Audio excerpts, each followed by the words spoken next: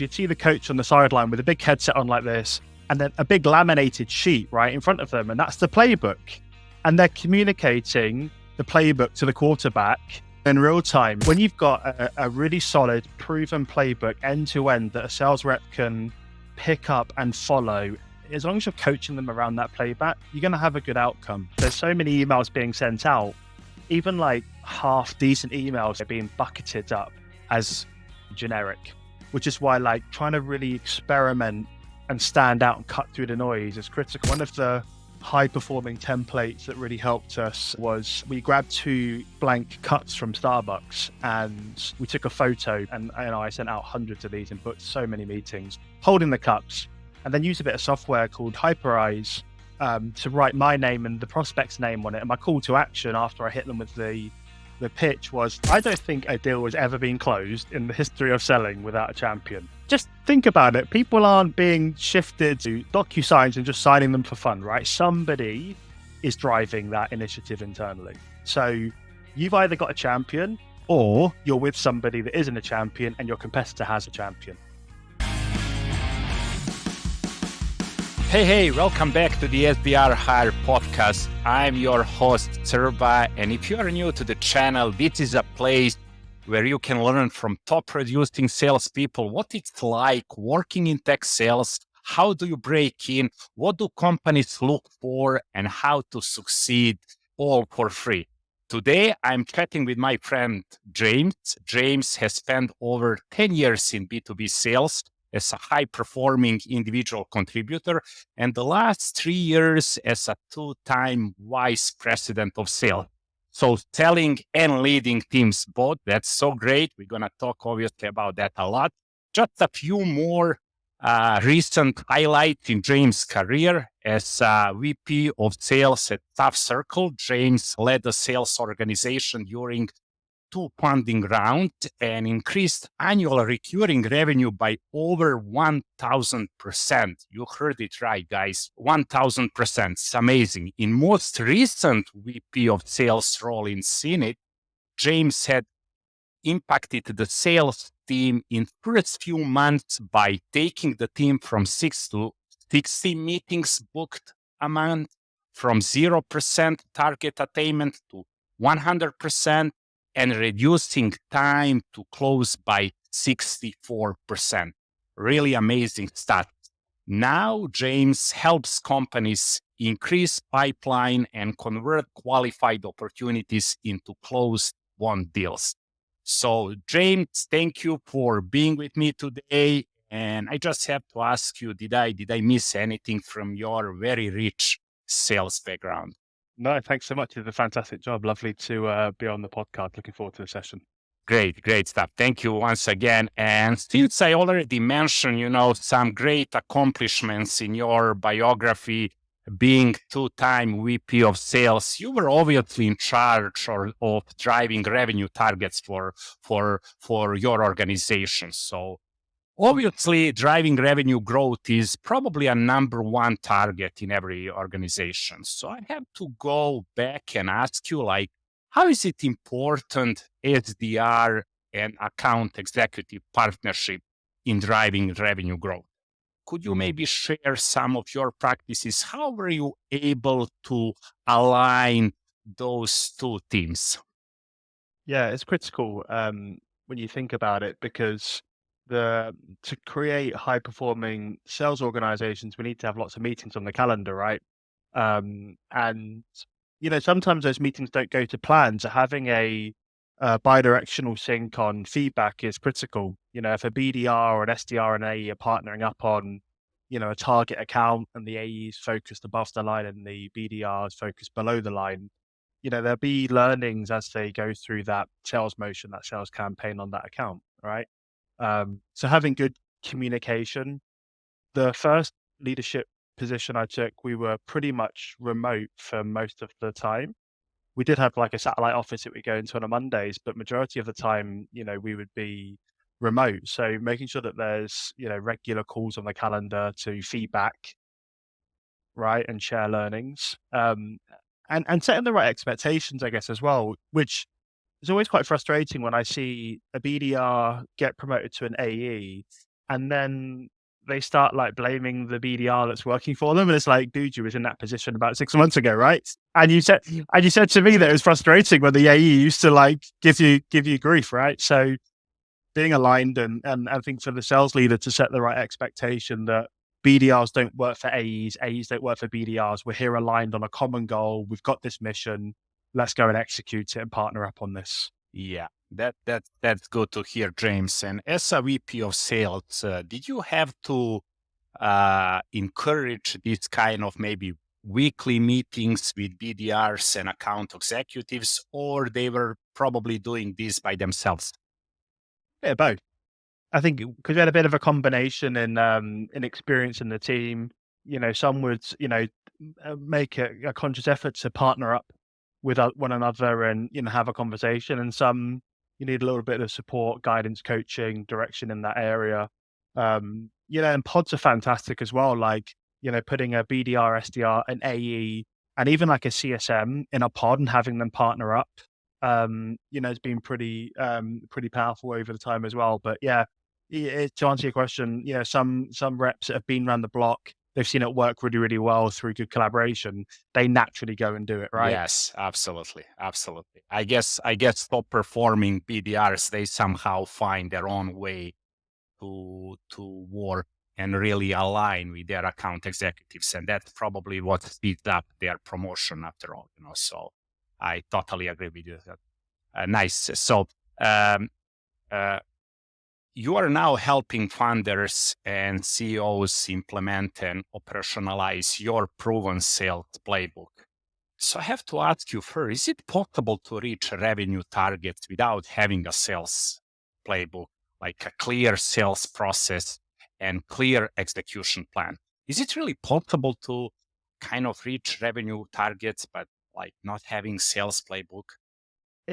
Possible. It's a lot harder, right? A lot harder. And one of those kind of real kind of wow moments for me years ago was you see these documentaries on Netflix of like how NFL and basketball and things like that. And the NFL one really grabbed my attention because you'd see the coach on the sideline with a big headset on like this, and then a big laminated sheet right in front of them, and that's the playbook. And they're communicating the playbook to the quarterback, in real time. And I think when you've got a really solid, proven playbook end to end that a sales rep can pick up and follow, as long as you're coaching them around that playback, you're going to have a good outcome, right? You're not going to win 100% of the time, but you will start to see significant impact on top of funnel and then advancing those deals through the sales process. So yeah, it's possible. And probably organizations have some kind of playbook that may not be well documented. And often there are some pieces of information on different places. So it's not like within one single, let's say, source of, like a CRM or like a playbook, but yeah, it's like everywhere. So it's sometimes difficult to gather all these informations. And what I often see, James, like I see all this great playbook, but after a while they get outdated, and like nobody really cares anymore. So they were written at one moment and they did their job, but then people just forget about them. And so I think it's what's also important just to keep update your playbook, because we all know, James, what used to work 6 months ago or maybe like a year ago, it doesn't really work nowadays, right? Or it's changed, and we have to kind of make those changes in our sales books as well. So that's probably another good thing to just point out here. So James, you've written some serious 100, 200 page playbooks. I mean, really serious one. And I've seen your playbook, prospecting playbook, discovery playbook, and demo playbook. I mean, just a fantastic job. And I have to say to the audience, this is not like a 5 or 10 page document. It's really very detailed from A to Z and so useful. Later, we will see how you guys can, get a copy of it, obviously buy. But for now, I just would like maybe just to go quickly over each and every book, and starting with the prospecting. Obviously, James, you always talk about a multi-channel. We have to kind of outreach prospects on different channels using emails, cold calling, obviously, socials, and, some other channels. So I might probably start, talking about multi-channel prospecting. I would like you um, to maybe walk us through your email templates. Some of your email templates are amazing.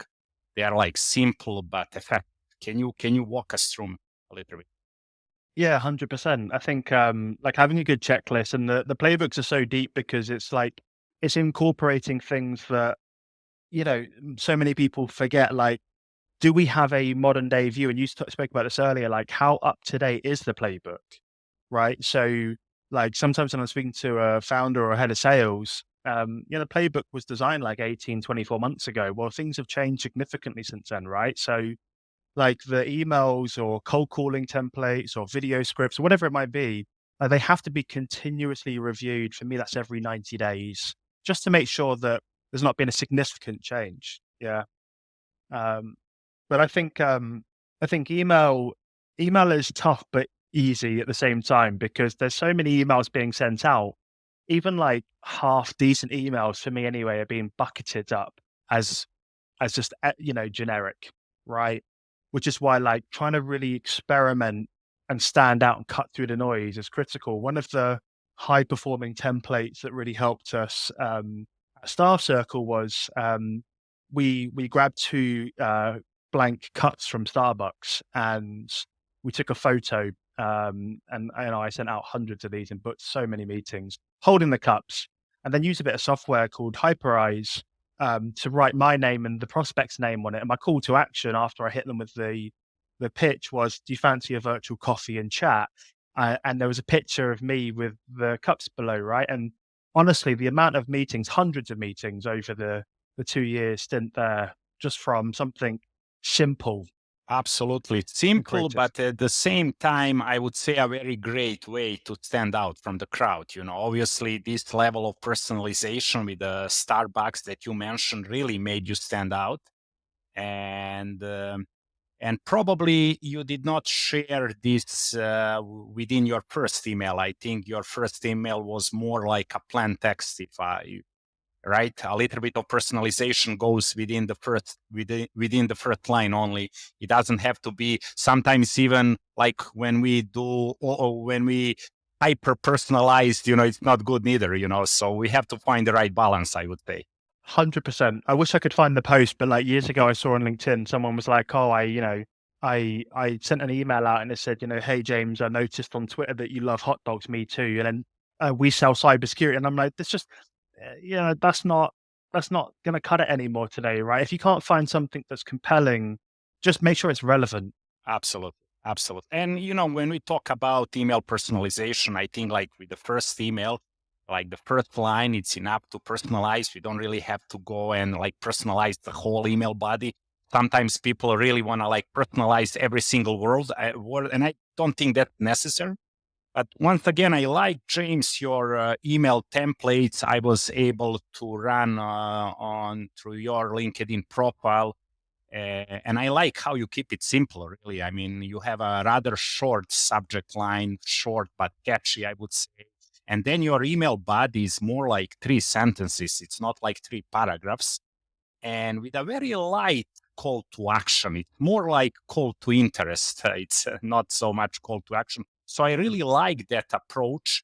Obviously, it helps with email deliverability as well. Yeah, 100%. Yeah, and that's why like sometimes not like spending 20, 25 minutes writing an email because you could write the world's best email and still be landing in the spam folder, right? So just make sure that you're doing enough to, I like to call it like earning the right through the sales process. Like to do discovery, we need to earn the right to do that, right? To, get somebody to reply, we need to earn the right. But that doesn't mean we need to spend half an hour writing a personalized email. Yeah, that's true, and I'm glad that you are really discussing all this within your prospecting playbook. You really like have this email teared down into all details, and it's very useful for everyone to learn. After emails, probably I would like to talk a little bit about cold calling. So, like, is it only like a number game, or do we need to be strategic about it? Yeah, the classic conversation, right, around cold calling. Is it dead? Is it a numbers game? Do we just want to make 5 very well, placed calls? I think it's a good combination. We definitely want to be strategic, right? When the phone connects, we want to make sure that, the words that are going to come out of our mouth are super aligned to the persona. Yeah, we don't want to kind of dilute the narrative. I talk about, you go into the kitchen, you make some squash. If you put too little squash in the glass, right, it's gonna be confusing. Is this orange or is this mango? If you put too much, it's quite like it's not very nice, right? It's a bit of a nice, yeah, and that's what the cold call is a bit like, and same with email. Really, is like, if the message isn't really dialed in, I haven't got the perfect amount of squash, it's going to be confusing, and people are then going to tell you to go away, right? So is it a numbers game? It's not about just smashing 200-300 dials like it used to be back in the day when I started, but you definitely need to make more than 20 or 30 dials, because if you're hitting voicemail after voicemail, right, or getting stuck with gatekeepers, then it definitely is a numbers game at that point. We need to keep knocking down the doors. Do you think we should leave the voicemail or should we just hang up? Yeah, one of the things I've been coaching a lot of sales reps with recently, I got some fantastic feedback just before Christmas, was using the voicemail to direct them back to our written communications. So like, hey, I noticed something on, let's say I'm pitching, I don't know, somebody in recruitment, but a job, they got, let's say I'm selling recruitment software, hey, James, I noticed something on your recent job application for, or job description for ABC role, just popped over a video and an email. Subject line is ABC.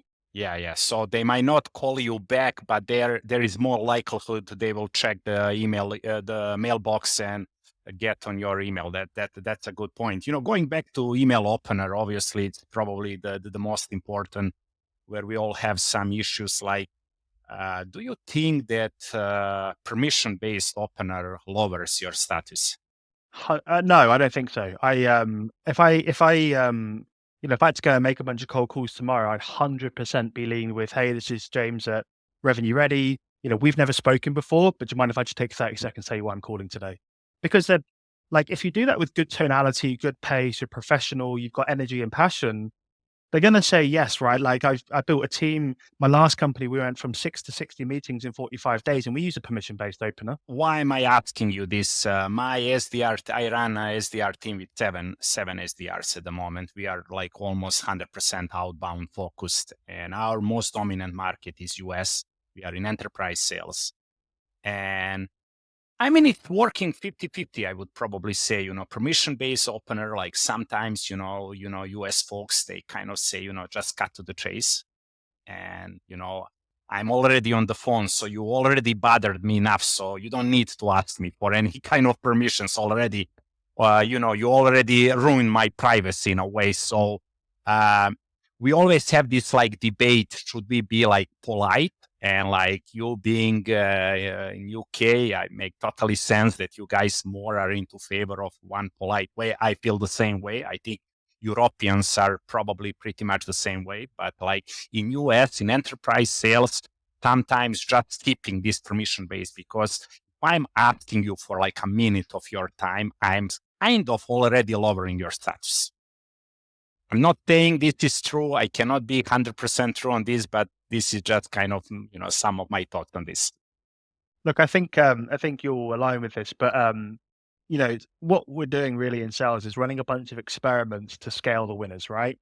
So, like, if we find in the US versus calling into the UK or territories in Europe that we're just hitting a wall every single time, then we have to pivot and change things up, right?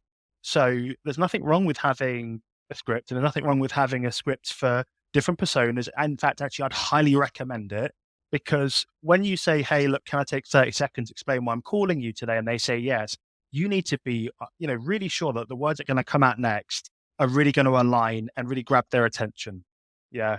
I say to my reps all the time, on anyone that I'm coaching, is when you cold call me, I might be looking at a forecast over here, right? And it might not look too good. So I might be really dialed into this spreadsheet or this bit of software and the phone answers. So the kind of the first, 15, 20 seconds, I'm kind of like, I'm listening, but I'm not. You need to kind of pull me away from that screen and dial me in, right? So you need to make sure that that's aligned to the VP of sales versus VP of marketing versus VP of CS, if you can service those three Yeah, those are personas, right? those are good points. In my org, we do like mock calls and we do like play roles, obviously, especially with the newcomers when they need to pick up, cold calling skills. And like having script is really helpful.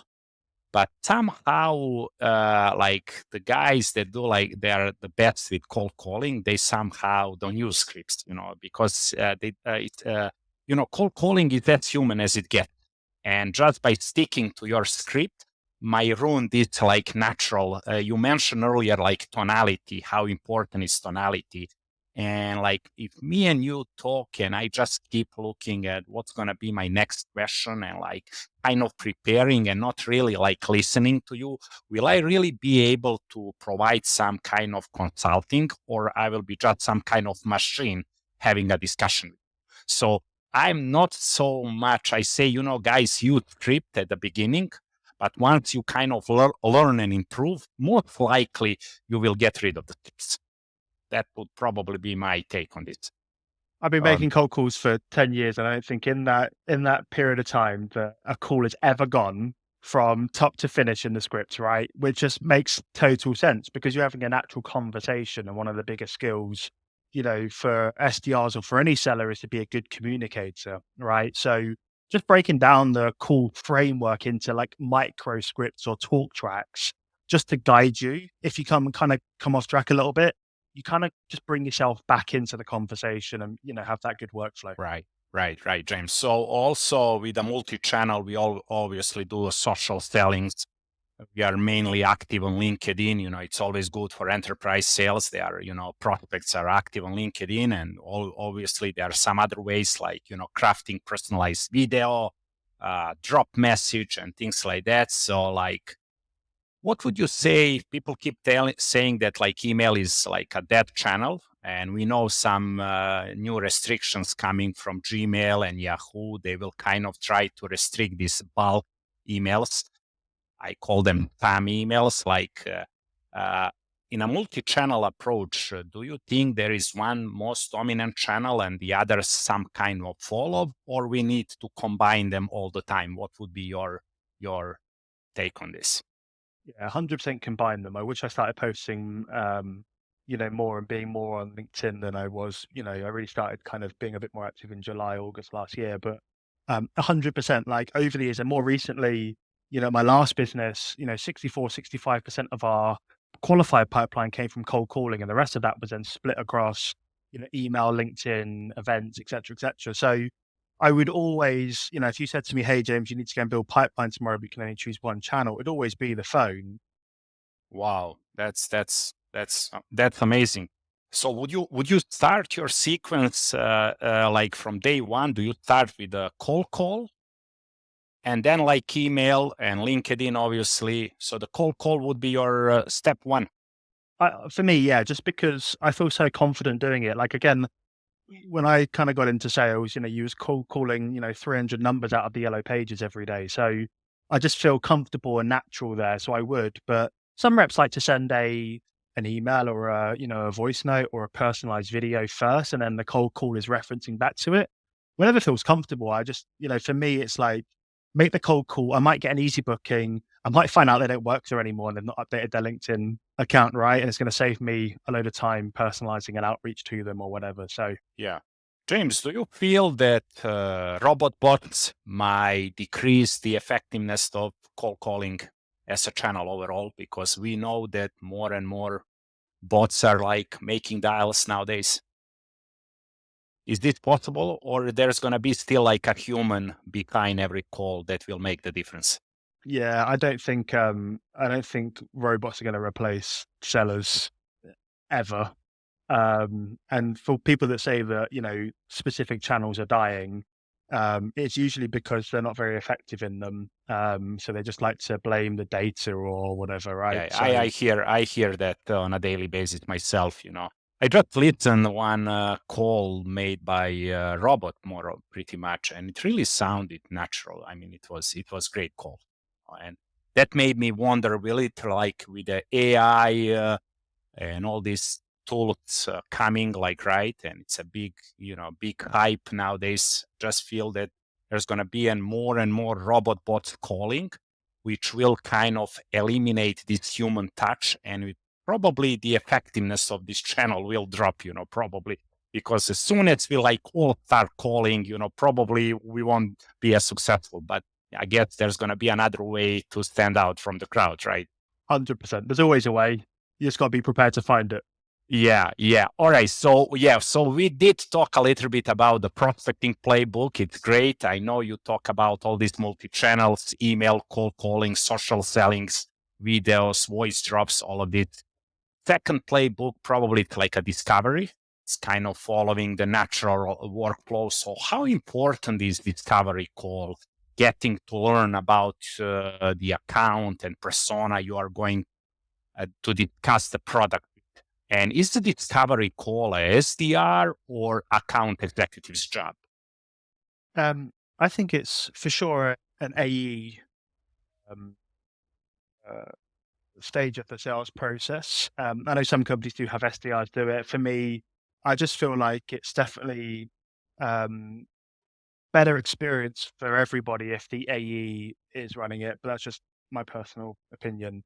But I think the discovery call is the most critical part of the sales process, other than, prospecting into the right accounts in the first place, right? They'll start at the top of the funnel, but as long as we're aligned on the playbook, we've got good coaching in the business that's like, hey, James, don't call these prospects because they're, naturally not going to be a good fit. So as long as we've got that in place, discovery is critical because, if we don't really learn about the organization, what are their business objectives? What are their goals for the year? What are the problems or the impacts of not being able to achieve those? What are the negative consequences, right? And sometimes it's okay for that not to go positive, right? For the prospect to say, hey, it's not that big of a deal for us right now. It's That's not okay. It's not a priority, right? 100%. It doesn't have to be always priority, right? Not all of the accounts are a good fit for us. Yeah, I kind of think that account executives are like doctors. If you think back to the last time you ever went to the doctor, you sit down, they give you like maybe 30 seconds of chit chat, and then they ask you a load of questions that are, if you think about it, they are very connected. They're basically leading the witness, right? They're really connected because what they're trying to do is they're trying to understand before they can prescribe. Right. And then they say, hey, based on the conversation today, I recommend we either get you a course of antibiotics, we send you in for an emergency operation, or you just need, kind of man up, go and get some sleep, drink plenty of water, right, and have some good rest. But they're not jumping in straight away and saying, hey, I'm going to get you some antibiotics, because they don't really know what the problem is at that stage. Absolutely. And I think that's the discovery really all about. Probably one more thing I would mention here is sometimes you can really have a great ICP and really great personas, but if there are no timing triggers,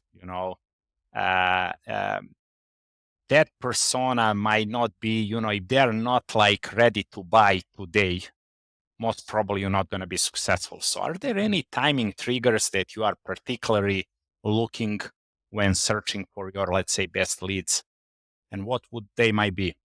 Yeah, like obviously like new executives coming in, right? I did a post about this yesterday. If a company's just hired a VP of customer success, 5 CSMs and 3 onboarding specialists, they've either got a real big problem in retaining customers or they're about to expand and, grow a load of customers and then they're preparing for it. So if I sold a customer success, a bit of software, that'd probably be a pretty good time for me to reach out. Now, it doesn't mean that I'm going to close a deal, right? Because again, it goes back to the impact. Here's a good example. Let's say I'm selling, I don't know, a database tool like Lusher or something like that, right? I reach out to the VP of sales, we've got the meeting, and one of the problems is they're not putting enough meetings on the calendar through outbound prospecting. Now, that's a problem, right?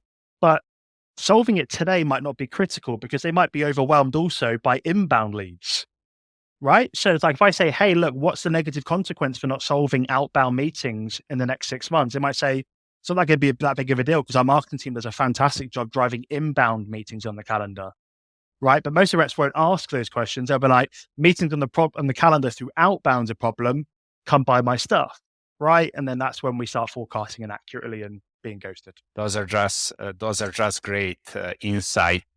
You mentioned that it's like discovery calls are usually done by account executives, and I can agree with that.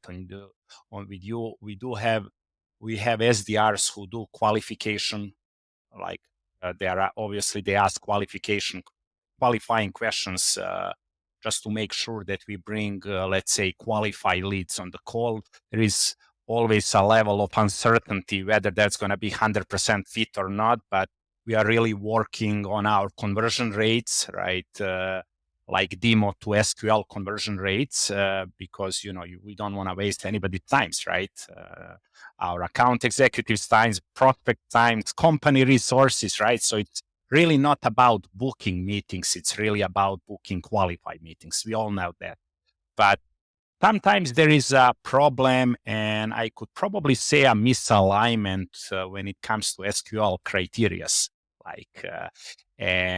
We know how important, our SDRs, pretty much the bonus structures is really focused on the SQLs, not so much on the meetings. So, could you share with me, what would be some SQL criteria? I'm asking these questions just to help SDRs understand whom they need to bring on the call and why.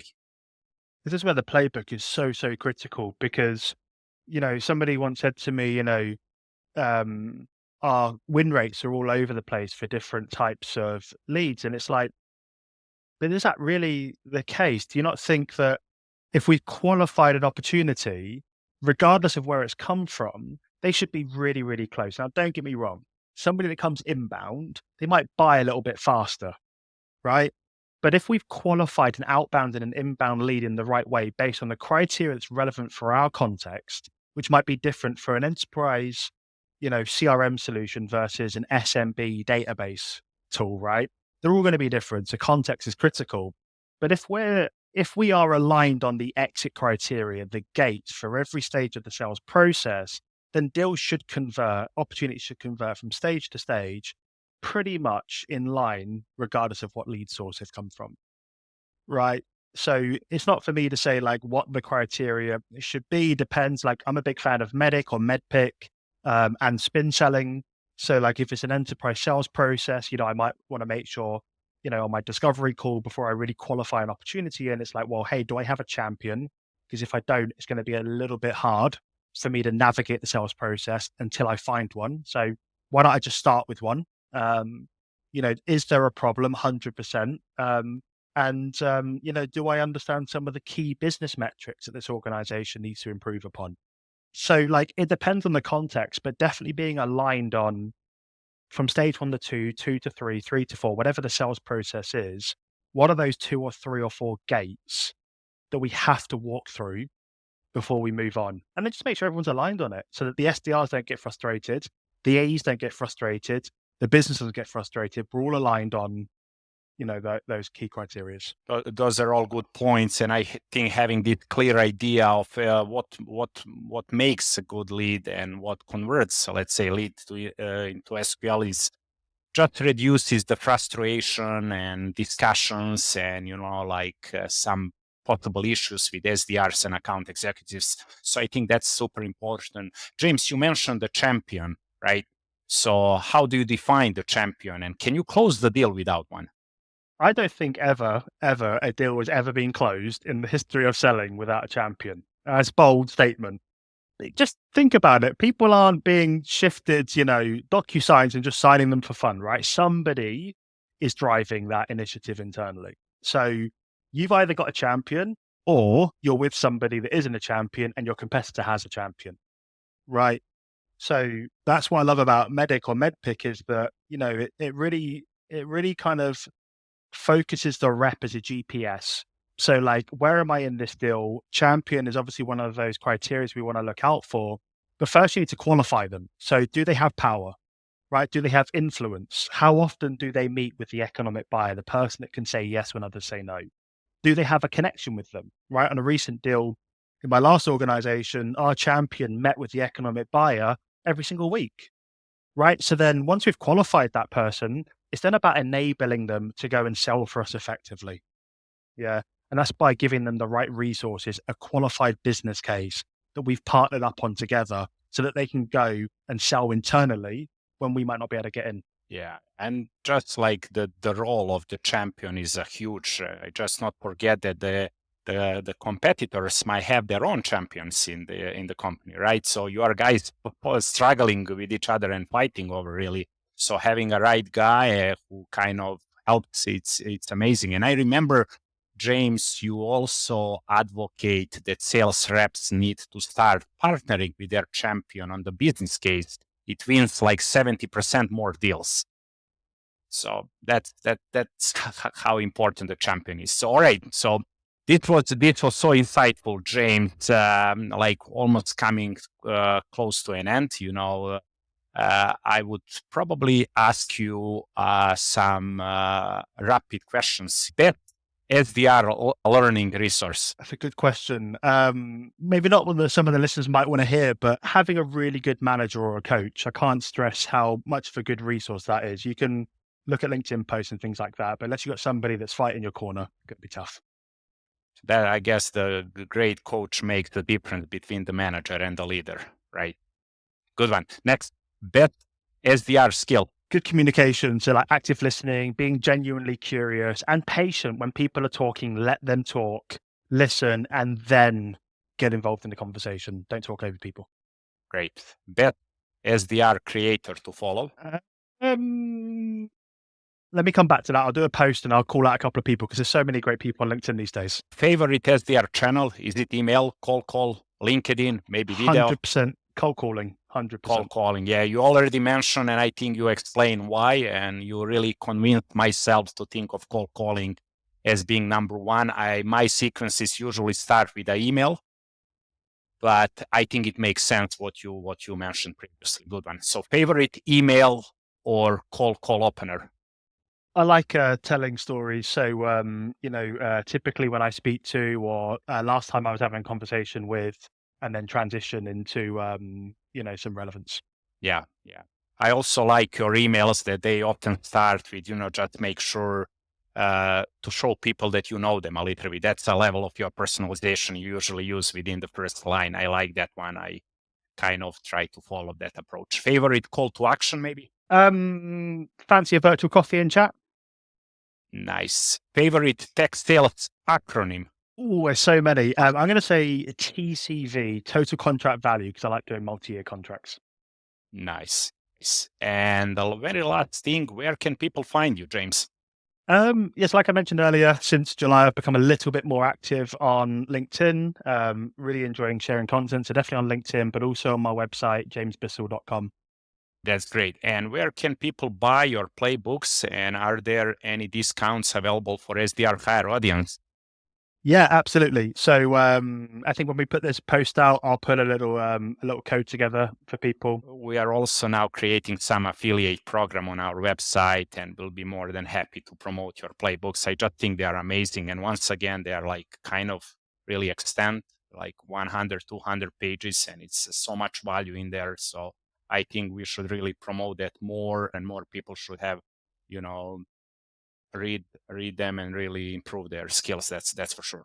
Okay, James. So once again, I want to thank you for being with me. I hope this time went well fast, Yeah, and really enjoyed it. just so much insights. And I really hope that the audience really got some value from this as well. Thank you so much. Awesome. Thanks for having me.